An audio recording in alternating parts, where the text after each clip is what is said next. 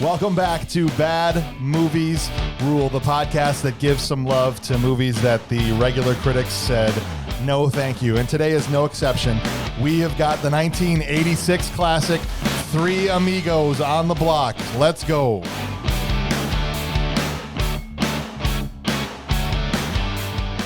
What's up, guys? How you doing? Good morning. How are you? I'm fantastic. I'm excited to talk about this. This one's one of the ones I had circled when we first started doing this podcast to talk about today. Here's who we got with us this morning. We've got Curt Mummer back in the saddle. First one since Garbage Pail Kids, yes, right? Sir. Yes, sir.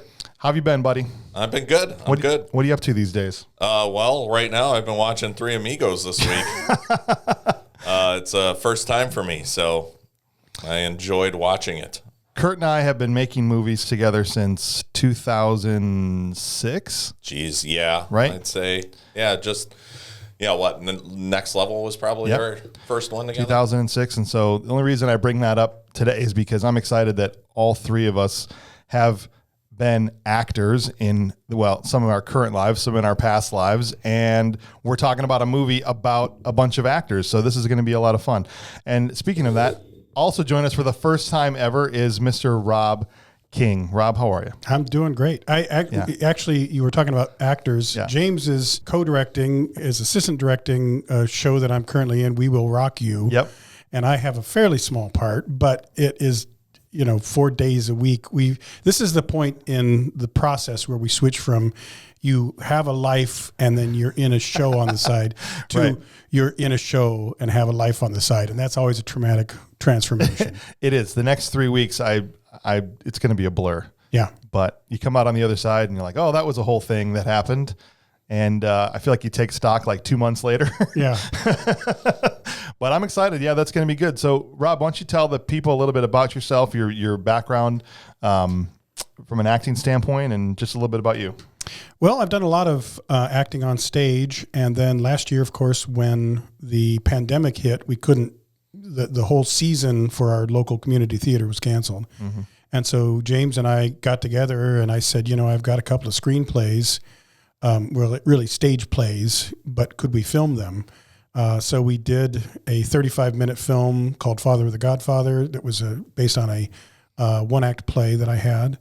And that's posted on YouTube. And then we did a full-length, 95-minute film called Haunting Clara. So those are both up on YouTube. Those prior to We Will Rock You have been my most recent acting experiences. Rob is also an accomplished author as well. That's true. You've written books for Magic, right? Yep, Magic the Gathering. Yep. Really? For Dragonlance, for Forgotten Realms, for D&D. I did do a couple of D&D books that were under the First Quest license. Basically, it was they were books that were for kind of young adults rather than for adults. I did a lot of horror books, Ravenloft books, but then on top of that, I did a separate series for Tor books that was an Arthurian trilogy, and I did a book about Sherlock Holmes. A Renaissance man. Yep. Well, I appreciate that you're here with us today, Rob. I have not written any books. No. Just going not out yet. there. Not I yet. think you've got a children's book in you. I think you should write. I definitely want to write. I think a Mummer Man's children's book would be I think fantastic. that'd be terrific. That'd be awesome. Yeah. Well, I appreciate you guys being here listening to the podcast this morning. If you could do me and us two big favors, there's two things we'd like you to do this morning if you've got some time. Can you go on Facebook, and if you haven't already, click a follow for us. We're at facebook.com/badmoviesrule. That's definitely the platform where we're the most active. We're posting something almost every day. It's a great place to follow the podcast, find out about upcoming episodes, offer suggestions if there's movies that you want to hear us do. The other avenue for that, if you want to get in touch with the show, is at our Gmail, which is thisshowis.trash@gmail.com. So if you've got any feedback for us, or if you're like, man, I can't believe they missed all these important things about Three Amigos, and you want to give us some feedback, shoot us an email at thisshowis.trash@gmail.com. We'll read your email on the podcast, so that'll be fun for you and the whole family. All right, guys, let's get some vitals to this movie out of the way. This film, Three Amigos, was directed by John Landis.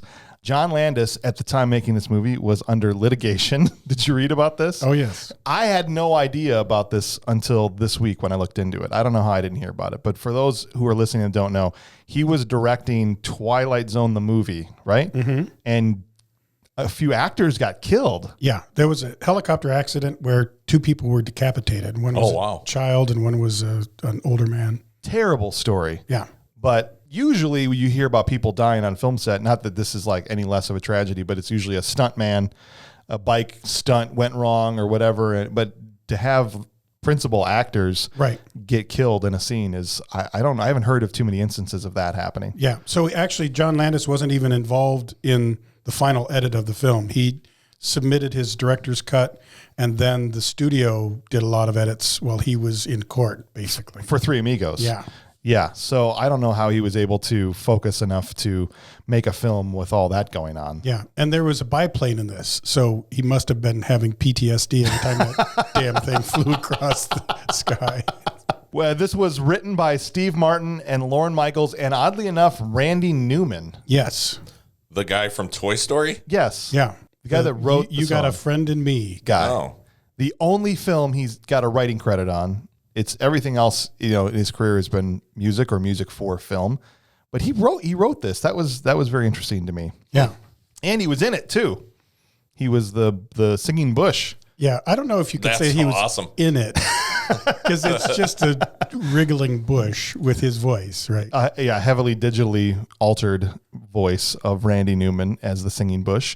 And then the movie starred Steve Martin, Chevy Chase, and Martin Short, which has kind of gone on to be, well, I don't know about Chevy with that trio, but certainly Steve Martin and Martin Short have gone on to be kind of a comedy duo for the rest of their careers. I think they've actually got a show going on right now, if I'm not mistaken. Or at least I've seen it on Netflix. Yeah, I've actually watched it, and it's pretty good. I mean, it's a little bit of a throwback for us old guys. It's fun to kind of revisit our youth by watching Steve Martin and Martin Short. But they obviously genuinely appreciate each other. And I think that started with this film.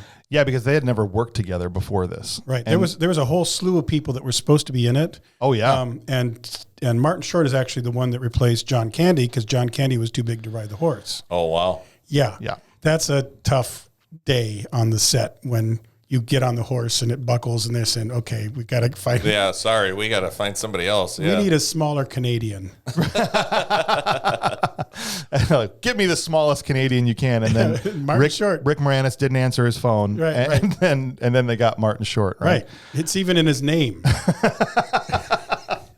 All joking aside, they actually had what I read was that if Martin Short hadn't accepted the part, that Rick Moranis was up next. So I think that's right. They really were looking for the tiniest Canadians that they could find to be in this movie. Belushi was supposed to be in it, and then he died, of course. Right. It started in 1980 when Steve Martin had the idea and approached Lorne Michaels, and Steve Martin was attached to the film from that point on. Yeah. And was the lead writer as well as Lauren.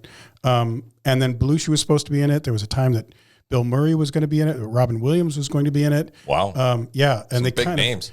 Big names. And they kind of went through the whole thing, and it turned out to be this cast, which I think turned out to be a great cast. They worked well together. No, it did. This just shows you from a process of making movies, how many changes, not just the script, right? And there's the movie that you write, and then there's the movie that gets shot, and then there's the movie that comes out, right? You almost make 3 movies every time you make a movie. Right. But then even just the changes that happen from a casting standpoint, which affects all of those other things, right? If this is a John Candy and Robin Williams in this, right, and it was always going to be Steve Martin because it was his movie, he wrote it, then the script is totally different too, right? Right, exactly. Yeah. Or you're not even following a script if you've got Robin Williams or Bill Murray who tend to just improvise. Right. Well, and that's another thing too. I mean, just dynamics alone between the actors. You definitely want to get obviously bigger names, but people that are going to work well together and have good chemistry. Yeah, exactly. Yeah. I saw an interview recently with Quentin Tarantino, and he had said by the time that he turns 60, he wants to shift from making films to writing books. Yeah. And the reason is that you can just write it and then turn it in and be done. You don't have to go on location for 6 months in Tunisia, and you can just tell a story through pages. Right. And I thought that was an interesting concept, especially because as a novelist, it is true. But it is a little insulting that the movie guy is going to say, I'll just do the easy role. Right. I'll just go as a novelist. Where that's not an easy thing to do. It's not easy, but if your name is Tarantino, you're going to sell a lot of books. But certainly there's got to be less filters for it to go through. It's probably the most, what you write is what they get. Right. And it's not going through so many levels of other people's fingerprints on it. Which is good and bad. Yeah. It can be bad if you're completely off target and you've got nobody to tell you no. And if you're Tarantino, you're not going to have anybody tell you no. That's true. No one tells him no. This is actually, we were talking about this before, when you get big enough that nobody will, you're surrounded by people who say yes, yes, yes. Right. You get completely off target. Yeah, no, absolutely.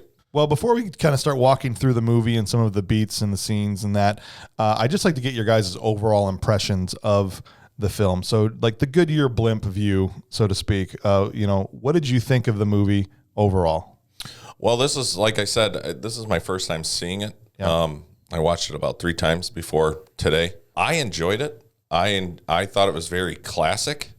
It wasn't something it's something I could show my 4-year-old kid, and she knows, she understands, like, this is the bad guy, this is the good guy. What's going on here? There's some funny stuff. There's and there was a little bit of that in there that it's not over the top. But it's definitely enough there's a little bit of, outlandish things that just kind of make you chuckle. And you go, that's hilarious, singing turtle, singing horses, things like that. So it's, right.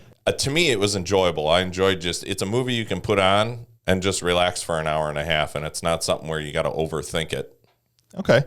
That's interesting. I don't disagree with you, but it's interesting that you brought up like the singing animals and things like that. I think those are some of the things I had the biggest issue with. How about for you, Rob? Well, I really like the film. I had actually suggested it to you, and I didn't know that it was on your list before. Yeah. Partly I really like the actors in it. Partly I like the situations.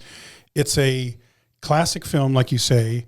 One of the things I was surprised by, because I hadn't seen it in a long time before I went back and watched it this week, was just how well it holds up. Sure. There are a lot of films that would be about 3 Americans going to Mexico with all of the freight that, you have in terms of racism and white saviors and things like this. Yeah. And you would look at a film like this and think, wow, that's not appropriate at all. But that really wasn't the way that this felt. It felt like it was being, they were playing on tropes, but the tropes were tropes about Americans as well as tropes about Mexican culture. And it is a hero-villain type of thing. So, of course, you're going to have a kind of simplified view of the world. And I think the whole thing was brought across with a kind of kindness and love, you know, and that I think will forgive a multitude of sins. If you are portraying people in a stereotypical way but you're being mean, as opposed to leaning on some stereotypes and in a kind of sweet, gentle way. Right. I think that it's not the same kind of issue. So no, I agree. I definitely think that with less of a deft touch, this would have been one we'd have to kind of put in the vault and seal. Yeah. But I don't think that's the case at all. And I think for the most part, even when they are playing into, a lot of the comedy is at their expense. Right. It's basically self-effacing stuff. Right. You do have Nazis that get what Nazis should get. Right. And we're all... Well, that's why you throw them in there. You throw them in there so that you can have something you don't have to be careful with, right? That's right. We all disagree. You can just throw them away. Yeah. Yeah, Throwaways. exactly. Yeah.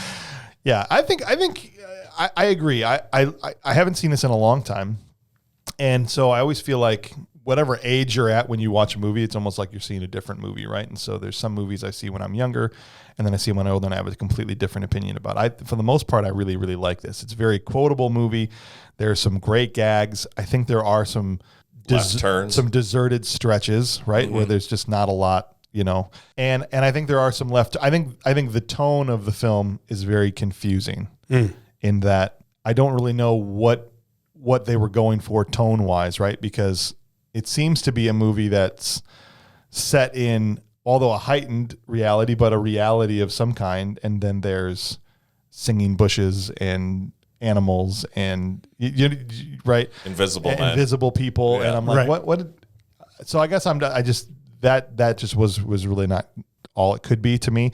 The movie is great, but I just don't think that it was all that it could have been. Well, I have a little bit of insight as to why I think maybe some of that absurd stuff came in, because that's sort of Steve Martin's, wheelhouse. Right. I mean, here's a guy who juggled, who wore a white suit, who did bad magic, who had a banjo arrow through his head, a banjo, basically everything that you would consider to be like the death knell of an entertainer. Right. Is all the bad stuff. And he somehow took it together and then put it in this absurdist cloak where he did conceptual comedy. Yeah. And suddenly all of that kitschy, stupid stuff turned into the most awesome thing you could possibly imagine. And so I think that he probably kind of was heading that direction with the writing of it too, is thinking, let's just go into absurdity sometimes because that makes it more funny. Yeah, and I'm fine with that if it's well established. I feel like they're going to do it. They should have leaned into it a little bit more. Instead, they just did it like you said, a couple times here and there, and it just took me out of it because it wasn't something that was to me an established part of the tone from the beginning of the movie. Yeah, and I hear you, and I think that you're right. My reaction was the opposite, which is, oh, good. Now we have a singing bush. Oh, there's an invisible man. Oh, there's a singing turtle. You know, to me, it was just sort of like, oh, now we're in that weird space. Yeah. You know? The way I kind of thought about it too is I feel like Steve Martin is very vaudeville. Yep. So like he's very like Three Stooges like esque, I guess. Okay. So to me, the movie kind of had that feel. There's some realism there where it's like, all right, there's some conflict. There's this, there's that, and then next thing you know, like Curly's fighting a clam out of a soup bowl. Right. I mean, so it just all of a sudden it just kind of throws that gag in there, and I feel that's kind of exactly like that's kind of how Steve Martin is. Yeah, so and I like that observation that he's very vaudeville because I think two of the places that are vaudeville in this, one is My Little Buttercup, which was a song by Randy Newman. Yeah, absolutely. Where they do their little song and dance and they're shaking their butts and they're doing in a Mexican cantina where everybody thinks that they're the evil henchmen of the evil Nazi. Right. But it turns out they're just showmen who don't know what the heck's going on. Right. And then the other one is that song that has the singing horse and so on. Sure. Oh, that song. Yeah. And those are both around the campfire you're talking about. Yeah. The two of the three Randy Newman contributions were those kind of vaudeville-esque things, and I think Martin just leaned really heavily into those. So yeah.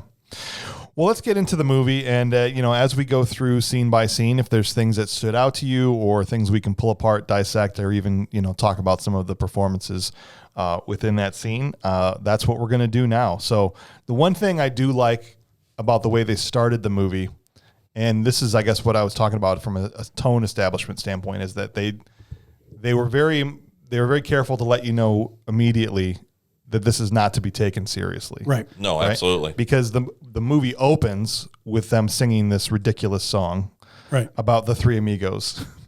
And they hold that note for like 14 seconds. Yes. And I just think that's a great way to start this movie off. Right. Well, it like you say, it establishes the tone. It shows this is going to be a movie that's both a kind of homage to the American Western and also a kind of critique of it, sort of a satirical take on it. It's sort of like Galaxy Quest is simultaneously one of the best science fiction films ever and also one of the best critiques of science fiction films ever. Yeah, and I don't know how now, and at the time this movie was made, that wasn't the case, but now looking back, I don't know how you can't compare Galaxy Quest and Three Amigos to each other because it's essentially the same premise. Right.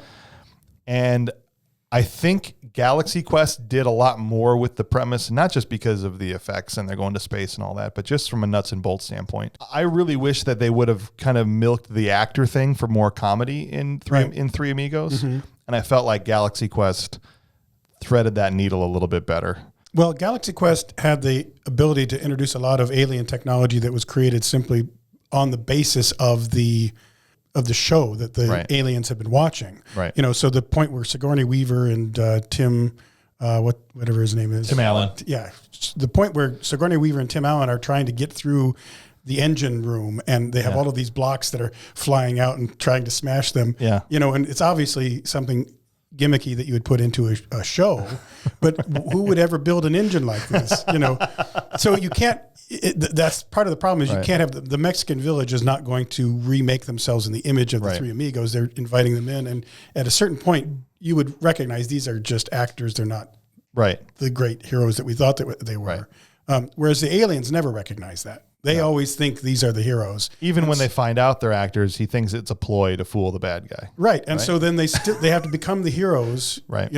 So. Yeah. I love that you guys just threw that out there because that never dawned on me at all that they're almost the same movie. Yeah. I hadn't actually realized as soon as you said it, I was like, oh. Yeah. Once you said it, I was just bringing it up because it's a great homage to science fiction films or science fiction TV, and this is a great homage to Westerns. Yeah. But you're right. The plot points are basically the same. Right. And we're actually going to be doing Galaxy Quest in a few episodes from now. I'm not sure where in the lineup, but it's coming up. So one of my all-time favorites. So we'll definitely dig deep into that one at a later time. All right, so after the ridiculous song, we get this lady coming from her village into town to try and find people to help her and her villagers escape the evil clutches of El Guapo. And the gal's played by Patrice Martinez, who didn't have a super long career, but I thought she was really good in this movie. The only thing, Curt, you might know her from, she was the receptionist in Beetlejuice. That's a completely different role. Totally different. I didn't even think of that. Yeah. Yeah, the blue, I don't remember what it was, a mermaid or a fish? I don't remember. But yeah, right. Yeah, whatever it was. Yeah. That was her. That's fantastic. Isn't that crazy? I love that. Well, she had a quality in this where she had that quality of belief and purity and honesty, and she was absolutely, yeah. I agree with you. That you wanted to live up to her vision of you. Yeah. When you saw yourself reflected in her eyes, you thought, I need to be as good as she thinks I am. Absolutely. Well, and I think that's what happened with Martin during the movie. I mean, there was that moment where he let her down, and he was just like, oh, yeah, yeah. She's very pure from that standpoint, right? Right. And it's a difficult thing to play. I mean, she has to believably put that she sees this silent movie, right, and thinks to herself, oh, these are real people. These are, as they say in Galaxy Quest, historical documents, right? and we're gonna get these guys to come, and she never. I mean, she, like you said, played it with such a sincerity and purity throughout the whole thing that. And I think she sells it. You never thought that she was dumb. You never thought, oh, she's not smart enough to realize this. You just thought that she was a believer. I mean, that she had a pure heart. Right. And that's why she believed it. It almost sets up the three amigos in a way to be even more cringy because you're embarrassed for her that they're there. Yeah. Do you know what I mean by that? Yeah. No, I do. So I think that helps. Her performance helps add to the tension of that whole thing. By the way, that scene that takes place where she's watching the film was in a set of a mission building that I've been in. You've been in? Yeah. wow. I was born in Phoenix, and then we lived for about 3.5, 4 years in Tucson. Yeah. And there was an old set called Old Tucson where they filmed a lot of great Westerns with John Wayne and other folks, and High Chaparral, the television show. At any rate, they had a mission building there, a church, and that was the church that they had used for that. So wow, yeah. So I've actually been in there. They didn't show the film for us. Oh, dang! Of course, it was the 1970s when I was in there. So the film those darn Amigos. I don't know which one they were showing. Yeah, but that's one of my favorite bits of comedy in this movie is whenever they would just reference an old Amigos movie and they had just all these ridiculous titles, right? It's hysterical. But I loved the silent film that they put together. Yeah. And the makeup these guys were wearing. Yeah, that pancake makeup was hilarious. Yeah. You could see their jaw lines. Where the makeup stopped. It's right. You put a trowel down to the edge of your face and then, Yeah, man, it almost made me want to go back and make my own like silent movie style because it just seems like it lends itself so much for comedy. Right. Like it could be milked for comedy very easily. But at the same time, I don't know if there's enough people around that would get any of the jokes. Well, right? It is a joke that is kind of an insider joke in terms of making movies because silent films kind of show all of the seams. Specifically, you have these title cards that have the dialogue, and somebody says something, and then their lips aren't the same as what's shown on the title card. And, whereas modern filmmaking, you're trying to get people to not see any of the seams. You have to make them feel like, oh, this is just one continuous thing, right? And I'm not going to be pulled out of it. And I think it's interesting the way they depicted at least the early era of film, and then right after this, we go to the studio to kind of see a little bit of a peek behind the curtain of how producers were at the time, right? Which is the kings on their thrones, right? What I gather from that is they're not even getting paid. Yeah, they're getting paid almost nothing, or if anything at all. Because Chevy Chase says, "I will be willing to keep making movies with no pay." Yeah, I'd like to continue working for free, Miss. Yeah, that's right. right. Yeah, and they were just doing it because, well, they were getting paid through perks. Yeah, exactly. Right. Yeah, that's what I was going to say. Yeah, they're living in the mansion. Right. All their clothes are supplied by the studio. Right. Right. So John Lovitz and Phil Hartman are both in that scene. Yes. In tiny little parts. Right. So this is, again, one of those things. I mean, this is like a SNL movie because you've got Lorne Michaels and Steve Martin. Steve Martin was never a cast member, but he was one of the people who most often hosted. Right. You had Chevy Chase, who was in the original cast. Yep. Then you have Phil Hartman and John Lovitz. Then you have Martin Short, who got into the cast after this. Right. So it was kind of a big SNL movie. Yeah, and when I saw Phil Hartman and John Lovitz, I was like, oh, awesome. Yes, I love those guys. I thought the same thing. And they were gone immediately. Yeah, they have a tiny parts, but they're terrific in them. Oh, yeah. They're memorable. Oh, and they're perfectly playing the yes men, the sleazeball yes men to the studio head. Right.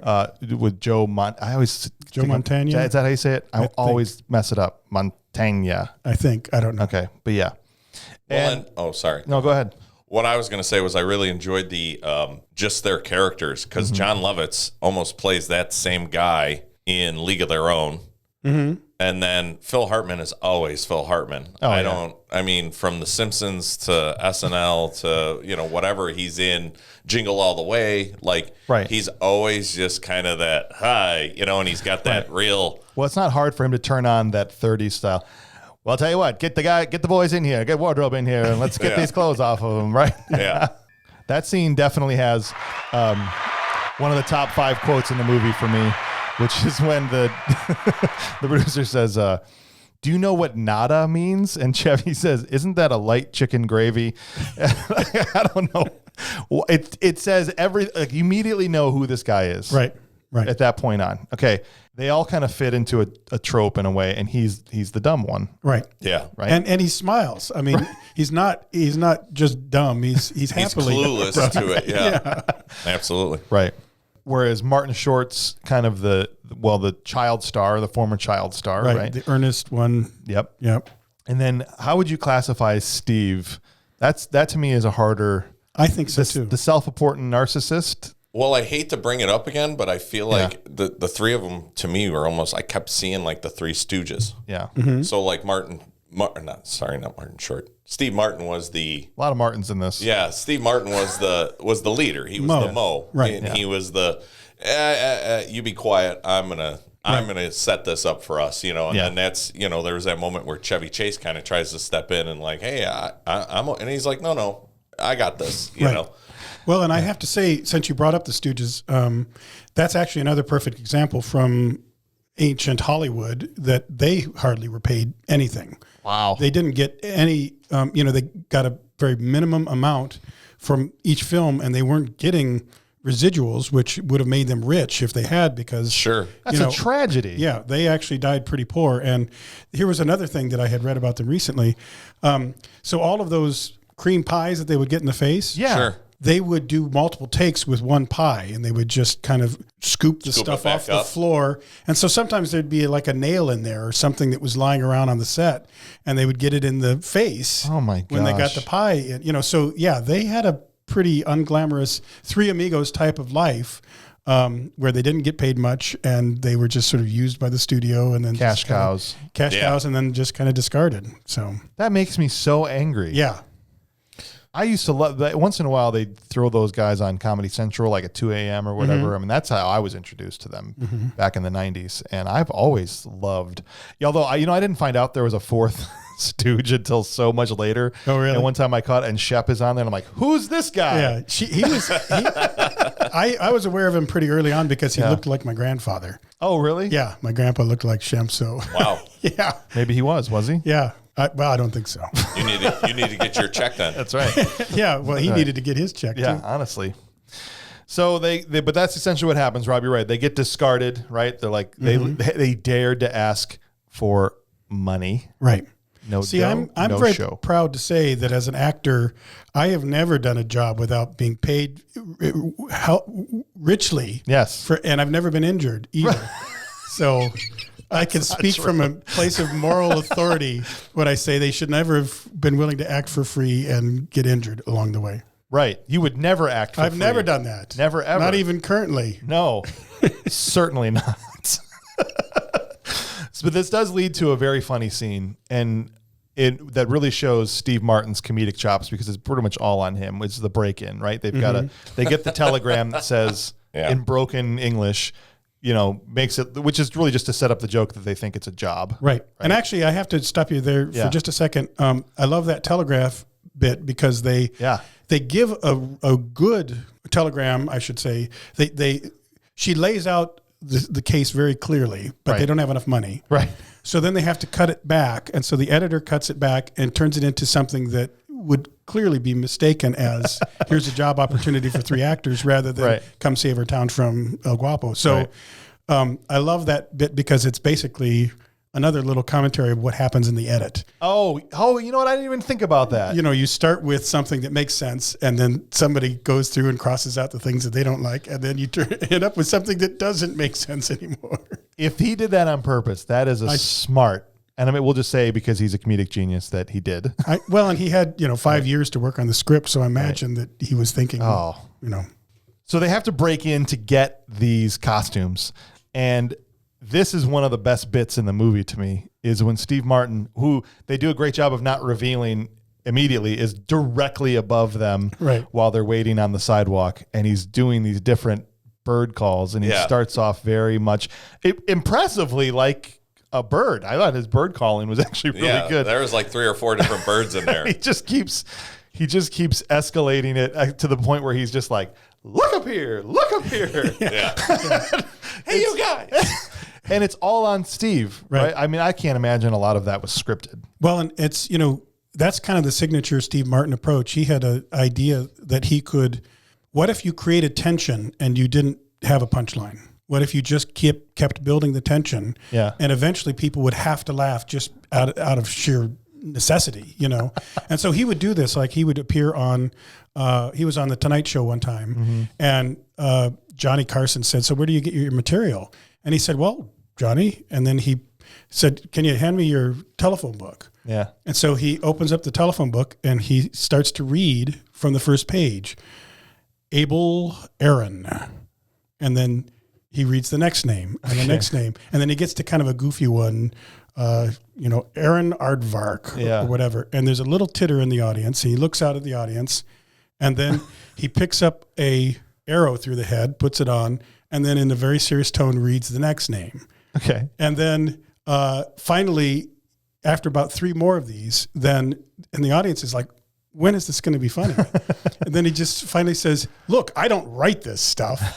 And that was finally the moment, and the place just, but that's kind of that absurdist humor of you're reading the phone book, but you can make it funny because you build tension, and then there's this point of release. See, I feel like I missed my entire frame of reference of Steve Martin is his film career. I missed all of that early stand-up and those TV appearances and things like that. So I feel like I maybe lack an understanding of what his true style is. I haven't even seen a lot of his 70s films. Yeah, his 70s stuff, when he first started showing up on Saturday Night Live, he was the viewership would go up by 1 million people when he would show up. And he would just do a 10-minute set, just himself and his banjo and his rubber chicken. Again, another thing that should be death to comedy.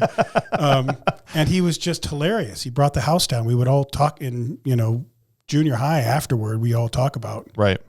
Did you see Steve Martin on Saturday Night Live last night? So he was terrific and really kind of groundbreaking. I think that his movies, just like it is with most people, I mean, Robin Williams can't be as brilliant in most of his films because he can't be everybody. Right. He has to be one person. Right. The genie, he's really brilliant as because he can be everybody. Right. But when he's doing his stand-up routine, Right. he can just riff. Or when he was being Mork, he could be doing a much broader range Right. than when he is, specific. Well, Good Morning Vietnam, he was basically being everybody. Right, but those vehicles allowed him that flexibility, like the Genie and Right. those other films, the flexibility to do that, I think, which is probably why they're some of his best roles. Right. He was great in The Birdcage, but he had to be one guy.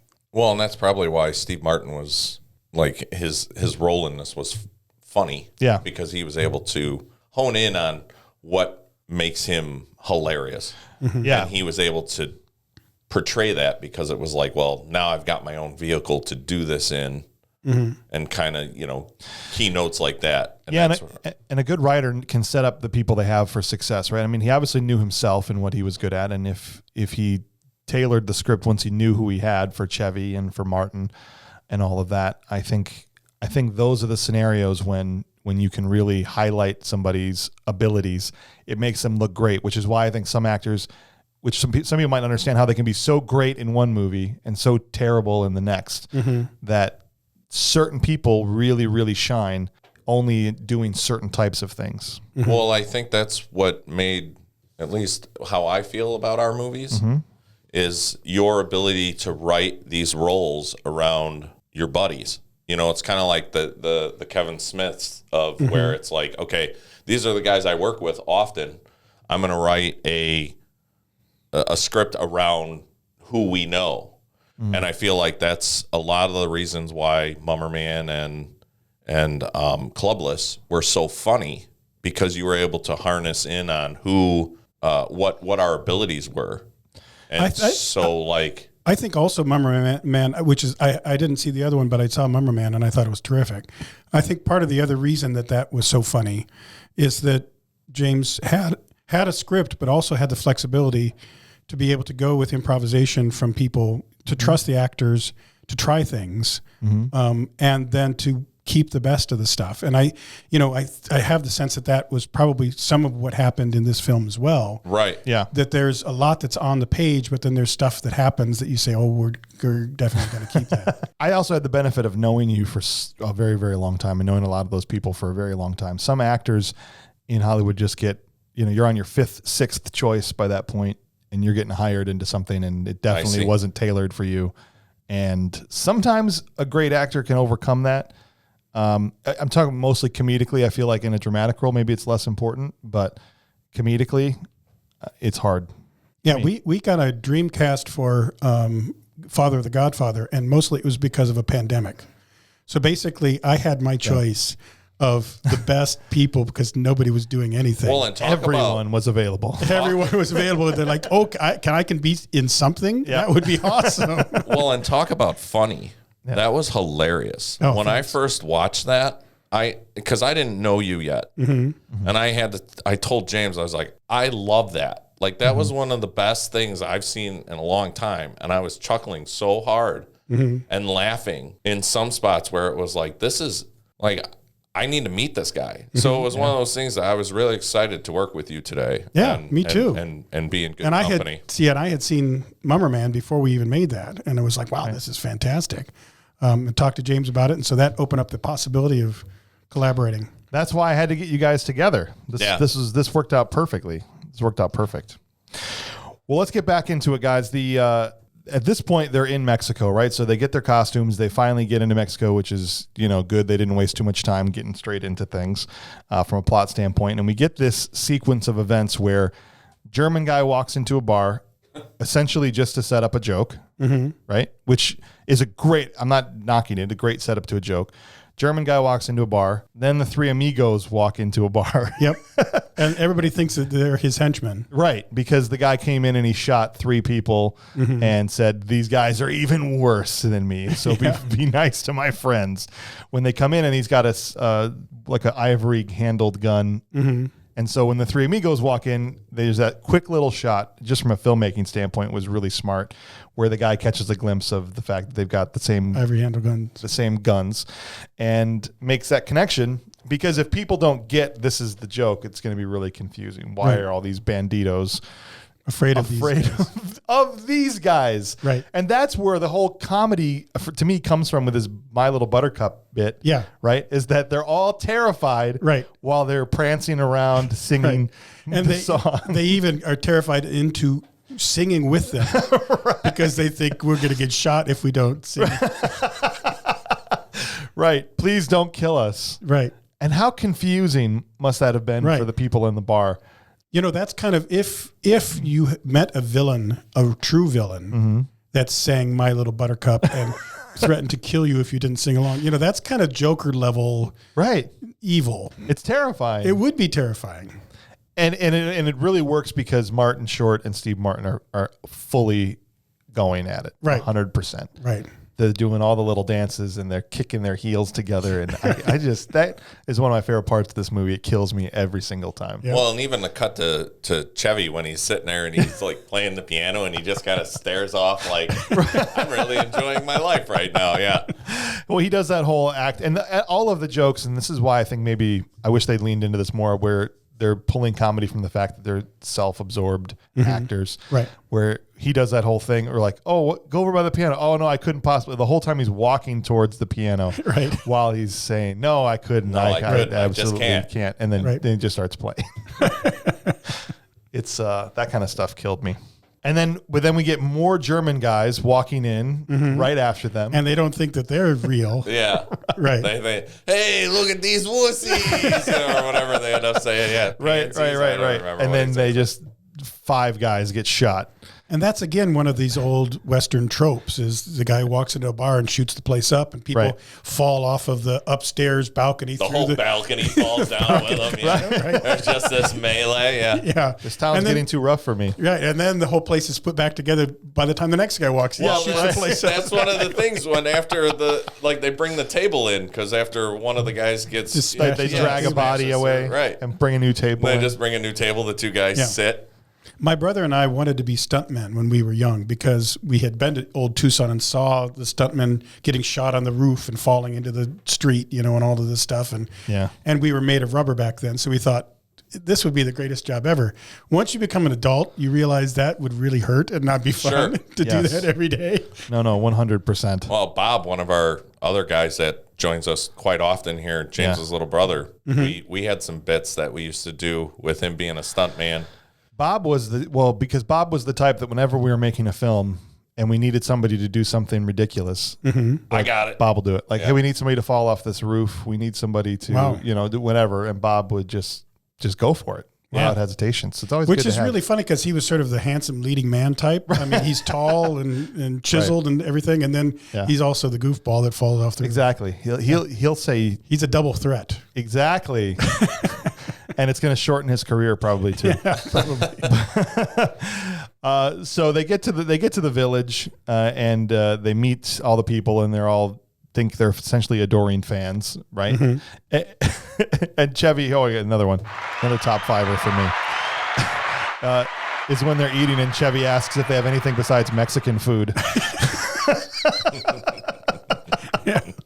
And he's so sincere. Right. Yeah. Right. He's not trying to be rude sweet. And sweet. Right. He just is too dumb. Well, it's also right after he's fussing around trying to figure out how to wrap a taco, which is hilarious to me in itself. Because this is not again, it goes back to the vaudeville. Like, I don't know how to wrap I don't know how to make a taco, and all the meat's falling out. And then he's kind of flapping the taco shell around. He's like, "Do you got anything else other than Mexican food here?" You're in Mexico, right?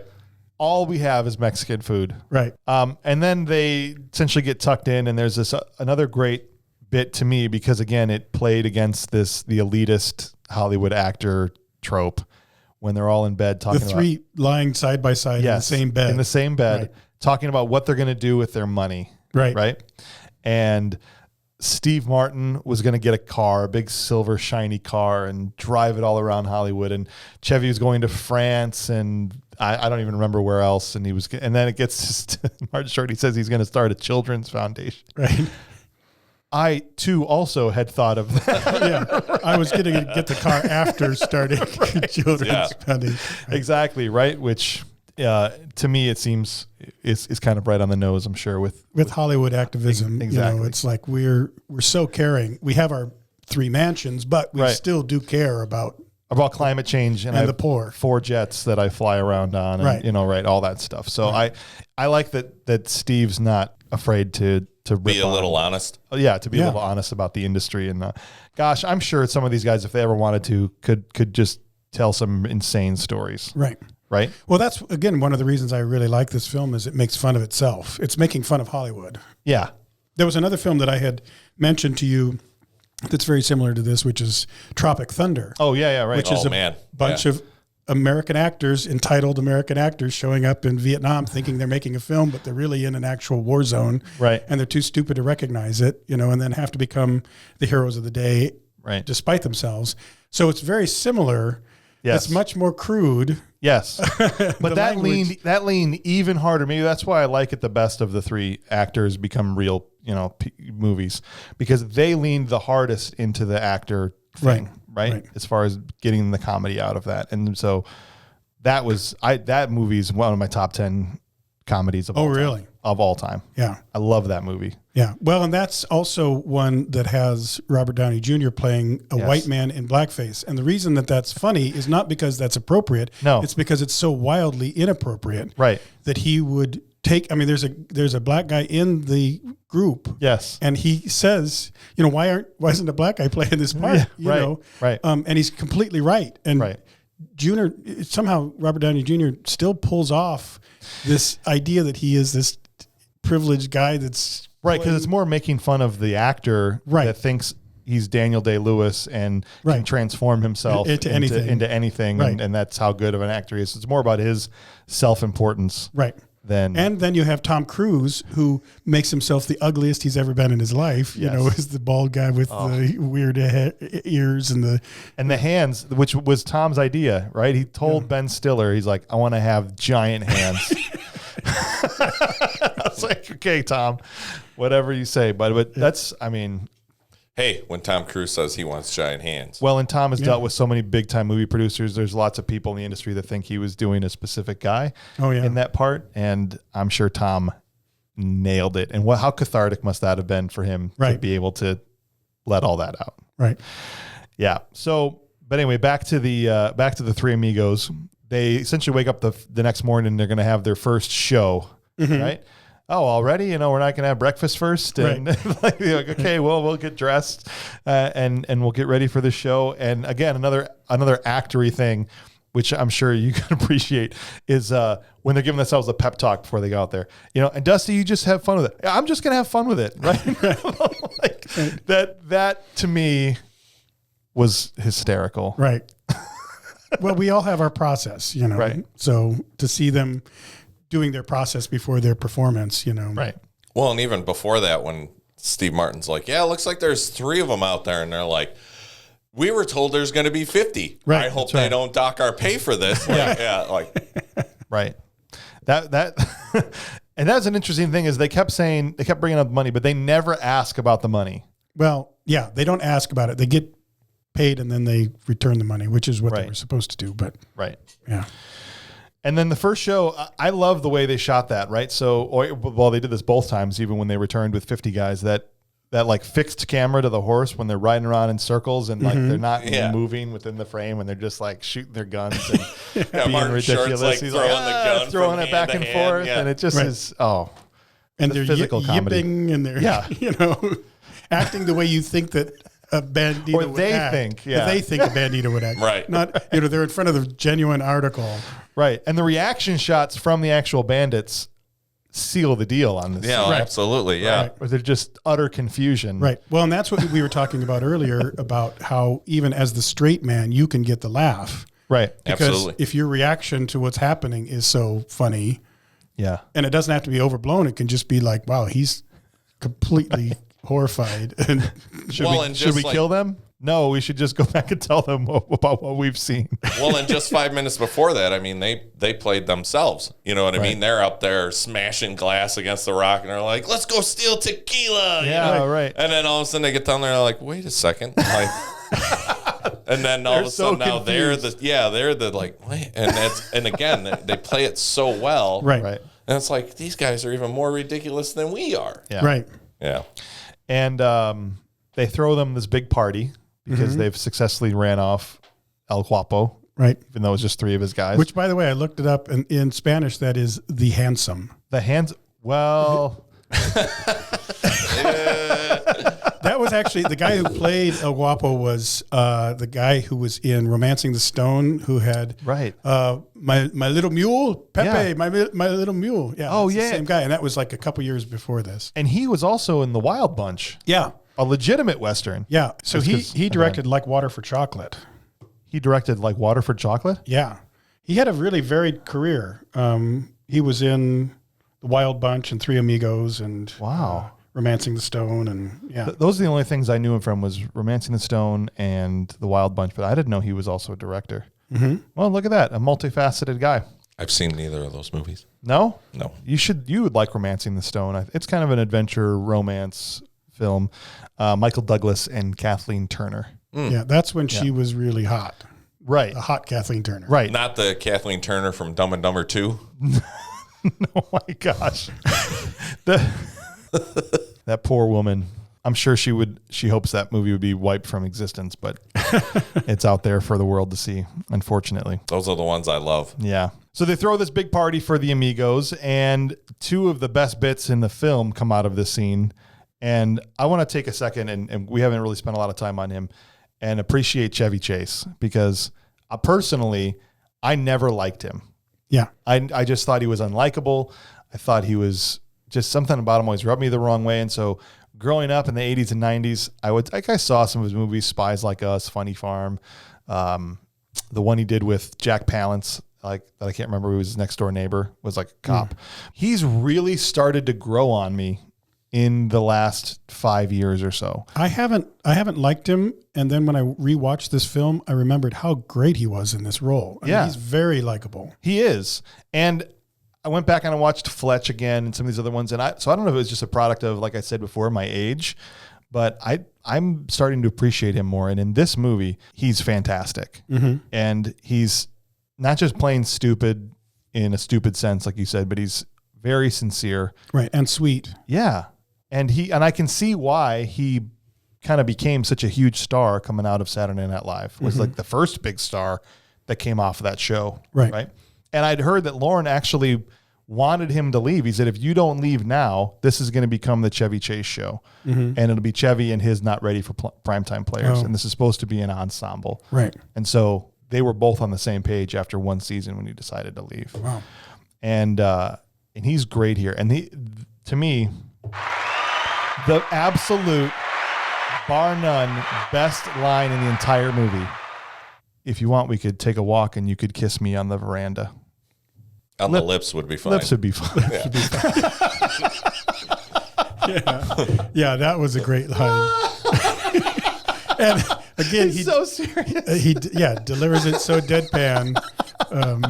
No hint that he understands. I mean, the only way that line works is that he thinks that she's saying something different. Why? What does he think a veranda is? Well, I'm not going to say it, but he thinks she's saying something different, and he wants to spare her the humiliation of turning her down for that particular kiss. Right. And so says the lips would be fine. You know, he's just trying to smooth it over. Right. But he's just too stupid to realize that's not what she's talking about. I also want to go back, though, and say that I feel like that's another scene where there's buildup, because he doesn't just deliver that line at first. Right. It's him sort of strumming the guitar, and then she sort of feeds him a couple of lines. And right. Have you ever kissed somebody? He seems kind of, like uninterested, like I'm the hero type, and then at that moment when they build up to that, because she's like, well, have you ever kissed a woman? Oh, yeah, many a times. And then just, okay, that's are it. you... Come on, dude, you're so I'm oblivious. trying to. I know what's happening. Right now. Yeah, we all know what's happening here. Yeah, you don't know what's happening. So again, it's just that buildup, and then all of a sudden when he delivers the line, you're like, oh, That's just, yeah, Yep. again, you Yep. know, applaud. Yeah, good job to Chevy. And do you think any of those little Mexican kids knew who Dorothy Gish was? I don't know who Dorothy Gish was. I would think it's probably a made up name for the movie, but you know, there's that other great bit where Martin Short is telling all these children About his, like, the past. time Dorothy Gish said to him, "You have got it," right? It's like, oh, I mean, Dorothy Gish, and all these kids are just in rapt attention, like sitting around listening to this Hollywood story. Who you know, and again, it plays into his narcissism, right? That anyone else would find that important in this town. Right. Well, and I think that again, that's part of the reason that, you know, Martin's writing on this is so good because it is self-referential to Hollywood. If you're a Hollywood person, you would know that everybody's got a Dorothy Gish story and that nobody cares who Dorothy Gish is. And nobody cares that Dorothy Gish told you have got it. Right. El Guapo inevitably comes back. Right. And destroys the town. Yep. And there's this hilarious moment. And it's the movie's really kind of at its breaking point at this point because how much longer can they go and not realize that this is real? Right. Right. And so they do the smart thing and kind of break through that by having Steve Martin get shot. Right. And then he holds up his hand with the blood on it and he's marching. He says, "Oh, great."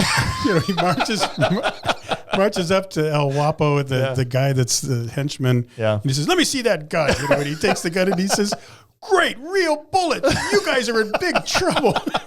You know, hands him the gun back. And then he's starting to walk back and suddenly it dawns on him. Right. This is real. This is real, guys. This is real. And they start like kind of crying. They're all holding back tears. Yeah. What am I doing in Mexico? I've been shot already. And Chevy's doing this like hilarious facial thing where he's trying to like keep his tears in, and they're all trying not to cry. Yeah, they're all trying to be manly at this point and still show off for the town. Yeah, that was a great scene that surely showed off the three of them playing off each other and working well together. Right. Well, and again, to see the bad guys, you know, when he comes over and he's like, "Give me that gun." The guy's like just in such bewilderment, like, and then that he gives it to him. Yeah, and then El Guapo's like, "Go ahead, give it to him." Like, and he gives it to him, and you know, well, because he knows that they're no threat at all. Yeah, right. No, absolutely, and he plays it off really well. Yeah, you know, I feel like he gets it. You know, he says, "All right, what are with these guys? I like these guys. They're idiots. I can't kill them. I don't kill cowardly dogs." That's right. You know. Right. Or he says, I don't kill crying women, right? Yeah. Like, oh, thank you so much. Thank you so much, sir. Right. Yep. And then they all leave. And I think, and this is where I think, to me, it kind of starts to break a little bit. And what I didn't personal issue with the film is that Ned out of nowhere suddenly up. He's the one that wants them to stay, which felt weird.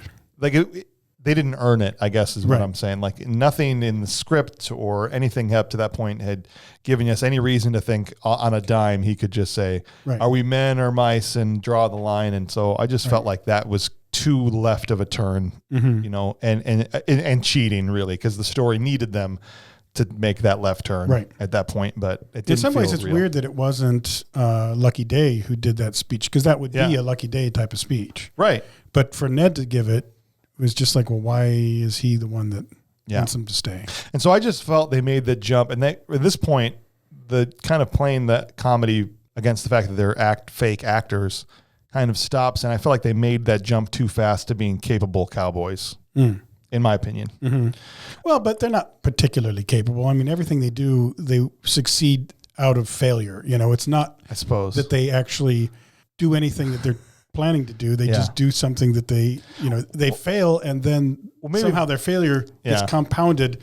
You know, when Ned gets caught up in the piñata, that's a total failure. And yet somehow when he swings down, you know, then suddenly it's like he's doing something heroic.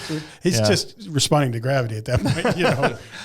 Well, I get, maybe it's that they made the switch to thinking they were capable cowboys then too early. Because I get what you're right. They didn't actually accomplish much. Right. And they were just going to rescue the girl, you know. Right. But why would these three actors feel like they could storm the castle, so to speak, against 50 bandits? Right. And have any inkling that they would be not killed immediately? Yeah, that's true. Right. I agree with that. But Ned gets him to man up, and then we get into this again. I'll use it. I'll use the same term again. A sharp turn from a tone standpoint, because now you're at the campsite and they're singing animals, which is funny. I'm not saying it's not funny, right? But I'm just like, what film am I? What suddenly is happening in this movie? Well, and it's not just one or two. It's there's it's the all owl of them, shows right? up, the puma shows up, there's a coyote, and so there's all that, and then they get to the singing bush, right? And why do you need an invisible swordsman to tell you how to get somewhere in Mexico? Like, are we suddenly in Middle Earth, right? Like, do you know what I mean? Like, it's just like, it's Mexico. They live behind the plateau over there. Right. So let me ask you this. If they had gotten into camp and they were so tired and so exhausted, and then they start eating some cactus. Yeah. And it turns out it's peyote. Yeah. And then you have singing animals, and then you have an invisible swordsman, and you have a singing bush. Hilarious. And then it slowly wears off as they approach, and they realize, oh, we're going to actually attack them. Right. Then that could have that would have been a story point that you would have thought, okay, that works. Yeah. I mean, that's very funny. I mean, they kind of did that in, if you saw the new 21 Jump Street or 22 Jump Street, right? Where they had the scene where they had accidentally ingested drugs and right. Everything starts going crazy. I think that would have solved the entire problem for me. Right. The Tenacious D scene where Jack eats some mushrooms. Yes. This place is looking juicy. And Sasquatch shows up and his father, and that would have been hysterical. Right. Right. But stone cold sober, it didn't make any sense. Right. To me. Not that it wasn't funny. I mean, it's funny when they. So what if that peyote scene was in the original and they got cut by the? Hey, studio? Then we'll put this on them instead of Steve. It could have been. It could have been, and it is funny when they shoot the invisible swordsman. I mean, it makes no sense, but it is a funny bit. And when they're doing their chants and all that stuff. I mean, that's Farley, like that. That whole thing is. Whoop, whoop, whoop. It's good. It's an excuse for them to do their thing, and so that's all great. And it's already established that Chevy doesn't know how to use his gun. I mean, when they were doing the whole walk over after they drew the line in the sand, he almost shoots his foot off. Right. Oh, right. Because he can't pull it out of the holster fast enough, or And I think it's funny that Lucky Day is stupid enough that he has to ask if this is a singing bush. Right. He asks him 4 times. Right. Yeah. Are you the singing bush? And then he's just like, all right. Obviously, this has got to be it, right? Right. Like, of course, it's it. It's a singing. It's in the name. It's in the name. So El Guapo is throwing this huge birthday party when they get there, and another. I don't know why I love this line so much, but when he asks him, "Would you say I have a plethora of piñatas?" Yes. And he just thinks about it. He's like, "See, you have a plethora." I don't know why, but I love it. They just go on about what they go back and forth. Yeah, what it but means. Just his confidence, his underlings confidence. Yeah, you have a plethora. Right. Well, and then El Guapo catches him not knowing what a plethora is. Right. And then saying, "Well, why would you say I have a plethora if you don't know what a plethora is?" Just not a conversation you expect banditos to be standing around having. I think that's again part of that absurdist wordplay that Steve Martin likes. Is you get hung up on a word like plethora in the middle of this bandito scene. And he finds reasons, like I said, to highlight everybody's abilities. And even when they storm this, I know it's not a castle, but we say they storm the castle, and they all end up in different areas, right? Chevy swings into the girl's room and ends up in the closet.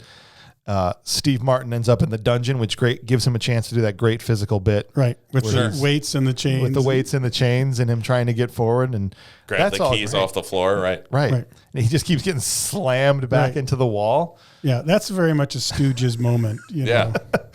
Absolutely. Well, I love when Chevy swings into that, because then that's when the guard comes in. He's like, "What was that?" And he's looking around, and she's like, "Oh." But it was perfect, because he's in the closet. Nobody has it. All right, I'm going back out then. Right, but then he ends up in that guy's clothes. Yeah. Because they give this birthday toast to El Guapo when he starts walking. And the tension that you feel when he starts 2 guys to the left of Chevy, and he's like, "Hey, you and me, we did this together," and then you're just like, "Oh no!" And Chevy's a foot taller than anybody else. Yeah, he's the only white guy. He's about 6 shades whiter than everybody else. Yeah, right. And he gets to him and he says, "And Jose," and he says that again, he's sincere, but he's not saying the right things. No. Right? We raped the horses and we rode off on the women. Yeah. And that's not what the funny part is that's not what convinces El Guapo that he's a fake. Right. With him, he's right with him at that point. And it's not until later that, who the hell are you? But when he said we raped the horses and rode off on the women, he was right. He was right there with them. Yeah. Yeah. So I don't know what these people were doing before they got here. And then Ned falls from the piñata. Mm-hmm. And it's this great shot of something that's obviously a dummy just smacking the table. and then it cuts away. Obviously, it cuts in. We have gringos falling from the sky. That's right. Yeah. Duj. And then they start to drag him away. But the German, and this is why we always ask this question, Rob, on the podcast: would this movie be better if Arnold Schwarzenegger was in it? I think if Arnold had been the German guy, Yeah, that would have been great. that would have been hilarious. Right. Because you would have had Arnold Schwarzenegger gunfighting against Martin Short, Yeah. who was, half his size. Right. And I think it would have been perfect. What was he doing at this time? Would he have He been was- available to be in this movie? This was a year before Running Man and Predator. And so this is probably right after. Still in his wheelhouse enough to where yeah. he would be a known. No, but He would be well known, but I think he wouldn't be available just because he'd be filming. No, but it's a point that I'm trying to run home, and I'll try and prove every week forever, as long as this podcast goes, that Arnold Schwarzenegger makes any movie better. Yeah, I think he would have been terrific in that role as the furious German that then gets shot down by Martin Short with Who is the a big gun. crack shot. Yeah. And what's funny is they give him that big gun. He does that great physical bit where he two hands trying to get it into the holster. Yeah. Right. And then he draws the big gun and gets the guy. Right. It's amazing. Yep. It's an awesome part. I love that he recognizes him. Yeah. Yeah. But the German guy just loved his films and thought, I want to be a crack shot just like him. I mean, just the German accent on Ned's name was fantastic. Yeah. Another great acting joke here is when they bring Dusty over and they're like, he might want to see his friend die. And I've seen it. Yeah. And he's like, no, it's not that good. Yeah. Because they've done so many movies together. Right. Death scenes and whatever else. Yeah. So they get out of there. Steve Martin escapes from the dungeon and has, the gun flies up to him, right? From the gunfight. And they're able to save the girl. Again, they failed enough times that they were successful, like you said, Rob. And they get out of there. And then they fly a super convenient plot device back to the village. Right. Right. Which is funny to me because as they're leaving, the bandits are leaving right behind them. So there's not much of a gap. And so Steve, when he wrote this, had his climax in mind and says, okay, this is what I want them to do. I want them to use their talents, whatever it is, and it's going to be sewing. But they have to have enough time to sew these costumes. Right. So how are we going to get a gap between us and the bad guys? Right. So we're going to mention 6 times through the movie that he knows how to fly a plane. Right. Just so at the end, he can fly the plane. They put all of that in there just for this. Right. But you do see that all the time. I mean, that in Jurassic Park, that girl's constantly talking about being a hacker. Right. And it doesn't matter until the last scene where she has to get the door closed and locked, by hacking the computer.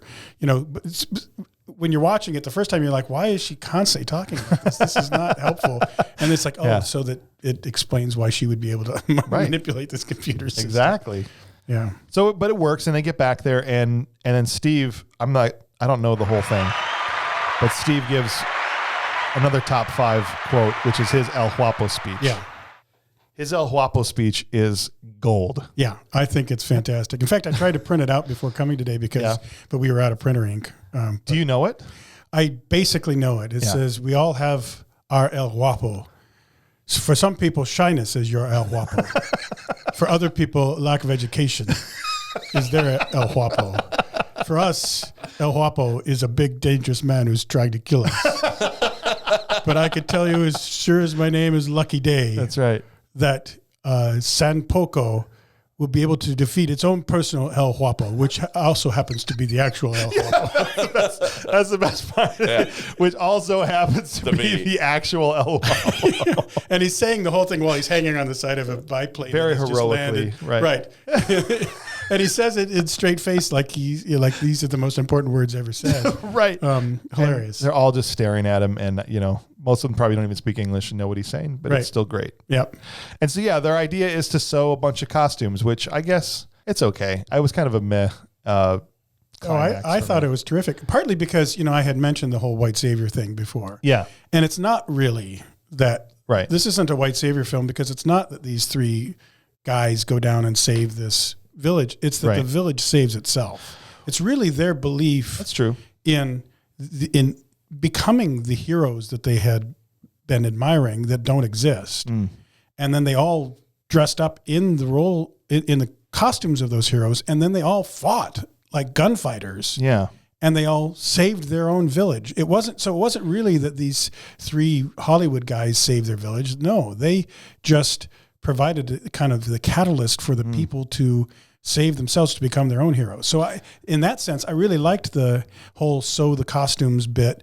Like your life depends upon it. They're using their own skills. What skills do we have? Sewing, But then it allows them to be the heroes rather than just being saved by these guys. You know what? You made me like it now, because the way I was looking at it was just like, well, if they had all these guns already, why didn't they just, shoot them up when they came into town? Right, because they were terrified of them. But I think once they put on the costume, they became the hero. It was more of the inspiration of, okay, that makes it make way more sense to me, and I actually like it now. So thank you. You've made this movie take a notch up for me. I appreciate that. We get the peyote in there, and get that in there. It would have been way better. It would have been top 10 movie. Instead of a B, it would have been an A-. Yeah. It would have been awesome. I still think it's a good movie. I do. Yeah. I like it. And there is a big time lack of resolution. That's the only thing I didn't like about the ending, is they just kind of ride off. And I know into the sunset is a Western trope, but they still don't have jobs. They still don't have money. Where are they going? They can't go back to LA. Just the absolutely lack of resolution was a minus to me, but not a huge deal. But you're right. You're right about that. Right? Yep. They did end with my last top 5 quote in the movie. I'll come back one day. Why? Yeah.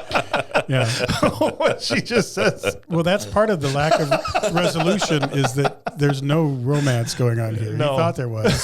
But when she says why, then you just have to ride away. It was just the perfect way to cap this thing off. Oh, but then this smoking hot lady comes out from Martin Short out of nowhere. This woman has not been there the entire movie. Right. And she just comes out of nowhere and goes over and makes out with him. And right after she just said why to him. Oh, it was perfect. Yeah. All right. Well, it's time to give some awards to this movie, guys. We've been through it. We've kind of walked through it, and now we got to give it some flowers. So as you know, those of you who've been listening to the podcast, we give out the Will Patton Award to a bit player, someone with a small part, but that was really bringing it 110%. So we'll start with Curt. Who is your Will Patton Award winner? I know it's probably not topical, but I really enjoyed the bartender. Oh, yeah. I thought he kind of did a good job at playing I'm just here trying to do my job, do my thing, and there are people killing each other in front of me. And he was only in the 2 scenes. Yeah. No, and I thought he was really funny. Well, and to make him even funnier, I found it here on my Wikipedia page that his name was, the actor's name is Fred Asparagus. No, it's not. Yes, Fred Asparagus is the name of the bartender. What can I say? I know how to pick them. Well, you can pick asparagus. He was in this. He also should have been president of the Cool Names Club. Yeah. Well, we had Hamburger from Megaforce. Megaforce. Yeah. Have you seen Megaforce, Rob? No, I haven't. Oh, just keep it that way. You're not missing anything. No, you're not. All right, Rob, who'd you have as your Will Patton Award winner? Well, now he's probably wouldn't be considered a minor actor in this, but I thought that Alfonso Arau, who is the guy that played El Guapo, was fantastic. Yeah. He's not actually a big guy. No. But he feels so imposing. And every scene that he's in, he's bringing that kind of dominant energy. You know, you just completely believe that he's in charge of all of these banditos and that everybody bows to him. You know, and even at the end when he's dying, you know, and then he shoots Lucky in the foot and then dies dramatically. I think every scene that he's in, he's terrific. You know, when he's staring them down, you know, and then when he smiles and you see these yellow teeth and, you know, he's got this kind of wicked look, and the party scenes, you know, where he's going around and kind of lording it over everybody. He totally sells the part of the villain. And he enjoys photography as well. Yeah. Right? Yeah. He dabbles in it. It's perfect. But, you know, these movies are elevated by good performances from the heavy, right? I feel like that's what makes these, you know, the difference between a throwaway movie and one that can, you know, live on. And, you know, is if there's a good villain, or at least a believable one. As you said, you definitely believe his performance. Right. It elevates the stakes and therefore the movie itself. So I think he's a big reason why the movie works, even though we don't see him till 2/3 into the movie, it feels like. Right. For me, my Will Patton Award winner is actually, I don't know what the guy's name is. I should have looked this up, but I didn't decide to give it to him till right now. But the guy that played El Guapo's second in command, Jefe, right? Yeah. He was great. Yeah. Jefe. He had the look of like the scary Mexican bandit, but he actually had to play for a lot more comedy. And I thought he did a really, really great job. And I apologize for not knowing what his name is, but the... I found it here. What is it? Tony Plana, Plana. Tony Plana. I don't know what else he's done, but it's Jefe. Fantastic. I think he knocked it out of the park. He was awesome. The next thing we usually do is our top 3 performances. So, Curt, if you had to rank, who do you think gave the top 3 performances in this movie? And I know it's a movie called The Three Amigos, but it doesn't have to be... You don't have to stick to the 3 of them, but it's up to you if you do. Mine was, so my number 3 spot was going to the villain. Okay. I forgot his name already. I apologize. Alfonso Arau. He was, again, I agreed with pretty much everything Rob was saying. Yeah. He was just a really good villain. Yeah. I also wanted to go, so my number 2 spot would be the Beetlejuice secretary. Patrice Martinez. Thank you. Yeah. I loved her in this. Again, like she was just very honest and pure, and I just felt like that was really well done. And then number 1, I liked Steve Martin in it. Yeah. I just thought, I mean, you can't really go wrong. And any other movie that I've ever seen him in, I've just always enjoyed him as an actor, whether it be Father of the Bride or what's the other one? My daughter and I watch all the time. It's a family movie with a dozen. Cheaper by the Dozen. Cheaper by the Dozen. Thank you. Yeah. We watch that often, and my daughter thinks that's a great movie. Awesome. And so he'd take my number 1 spot. Cool. How about for you, Rob? I am going to kind of chicken out here. And I'll say, I think the 3 Amigos were the best, and I would rate them as, Chevy is number 3, Martin is number 2, and Steve is number 1. Okay. And part of the reason it's just my own, you know, I grew up at the time when Steve Martin was hitting it big. I had the Let's Get Small album, and I had the second one that he did. And these were actually... He had been doing stand-up in San Francisco before he hit it big. And when he hit it big in the mid-'70s, then they said, hey, let's take some of your old stand-up stuff that you used to do 3 or 4 years ago, and then let's put it on a record. And those records just went like platinum. Oh, yeah. And so he had a lot of the catchphrases of my youth, you know, well, excuse me, you know, Sure. and 2 wild and crazy guys. Oh, you know, yeah, I love with, those. Dan Aykroyd. And I have always just enjoyed him. He was a philosophy major. And so one of his jokes was, he said, so I'm a philosophy major. Are there any other philosophy majors out there? And then he would wait and he'd say, you could kind of tell because they only half raise their hand, you know, because they're not sure. You know, what is your definition of philosophy? Yeah. And he said that his philosophy background is part of the reason that he got into his absurdist comedy because it was a fun way to break all of the rules of comedy and still get a laugh. So interesting. Yep.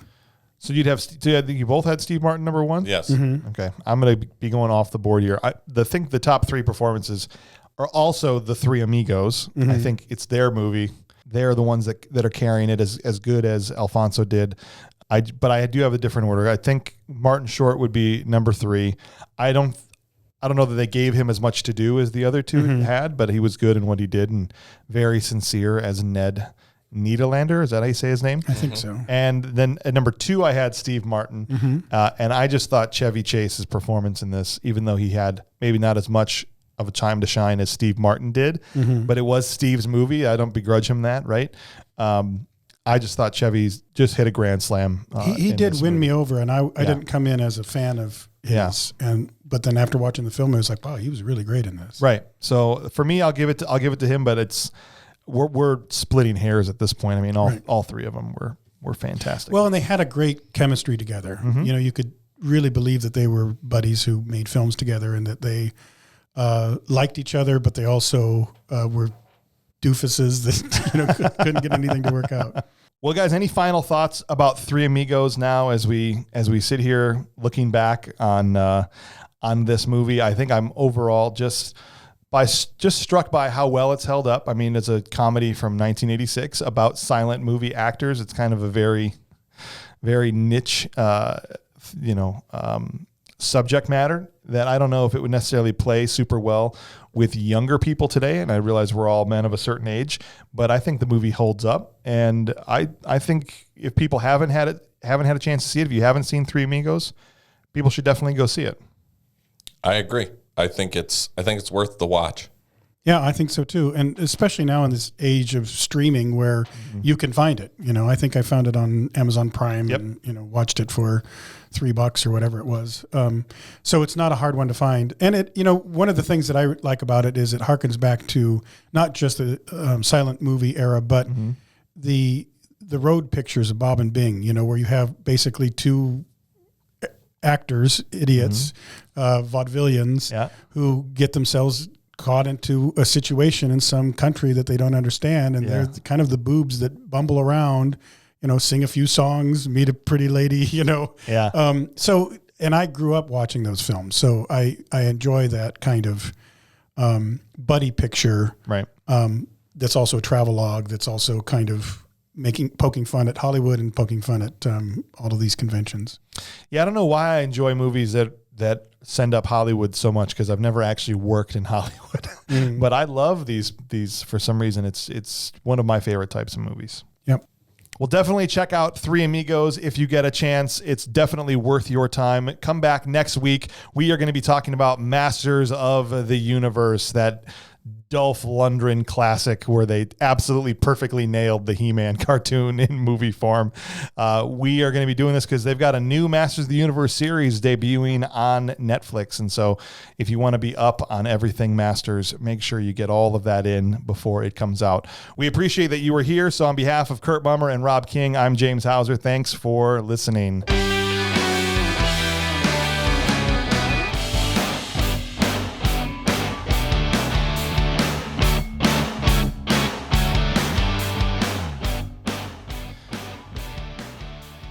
For me, sometimes pushing these buttons correctly is my hell wappo.